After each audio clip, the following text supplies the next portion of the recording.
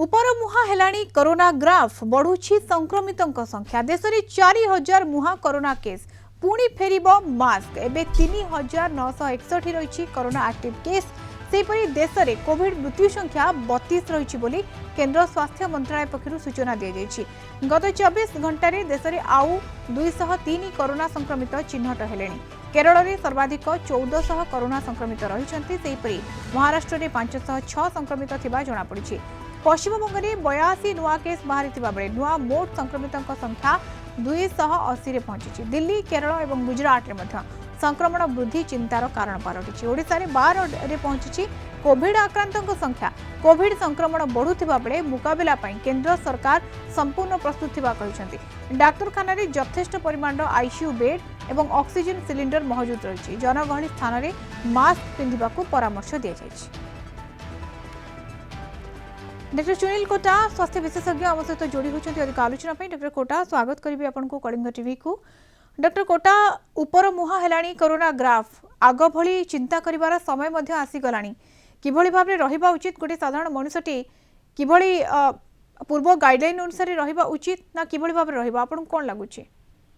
निश्चय मैडम देखंतु माने जो बहु गुडा राज्य आपन जहा वर्तमान कहिले संख्या ऊर्ध्वगामी रही आगामी दिन मध्ये संख्याटी बढ़िबो निश्चय।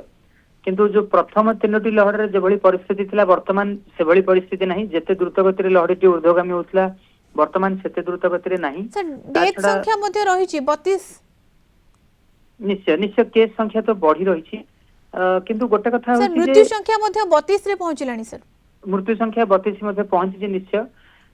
ता छड़ा भयावहता मध्ये लोकन क्षेत्र देखा जाउची सेटा निश्चय हम माने परिलक्षित करूचे जदियो किंतु प्रीवियस इंस्टेंस जहाँ रही जो नेचुरल इन्फेक्शन कथा कहतु अथवा जो वैक्सीन जो हाइब्रिड इम्यूनिटी बहुमात्रा लोक गोटे सुरक्षा कवच देछि किंतु जेहेतु नंबरटा वर्तमान ऊर्ध्वगामी हेलानी ओमिक्रॉन रो गोटे नुआ स्ट्रेन JN.1 एवं ता छड़ा अलग किसी उपप्रजाति मध्ये सामना को आसिलानी तेणु निश्चय रूपे जो स्टैंडर्ड जो पंचसूत्री रही हमर नियम सेटा निश्चय रूपे पालन करिबा।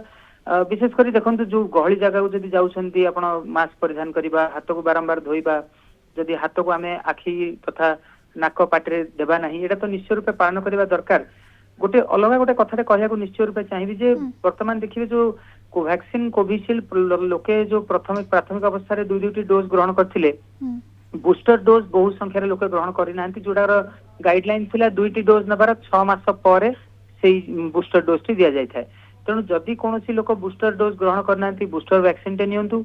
जदि आपनकर कोनोसी जदि एई स्वास्थ्यजनित लक्षण रहउची डाक्तर परामर्श नियंतु। बहुत इंपोर्टेंट कथा है निजको आम संगरोध करनबा संगरोध करनबा द्वारा आमर ठारू जो अन्य माननकु व्यापीबार संभावनाटी कमिजो कारण प्रत्येक लोकंक संस्पर्श रे वयस्क व्यक्ति रहउछंती आनुषंगिक रोग रे आक्रांत व्यक्ति रहउछंती जहा जो माने कि आक्रांत न हेले भयावहता बहु मात्रा निश्चय रूपे कमी जाय परिबो। समस्त परिवार रे कहीं ना कहीं को मॉर्बिडिटी रही एवं बहुविध रोग मध्य रहिथिबो तेणु आम जणे निजे सजग हेले आत्मरक्षा कले ताले आमे अन्य मानको मध्ये सुरक्षा दे परिबा ए चेन टाको ब्रेक करि परिबा।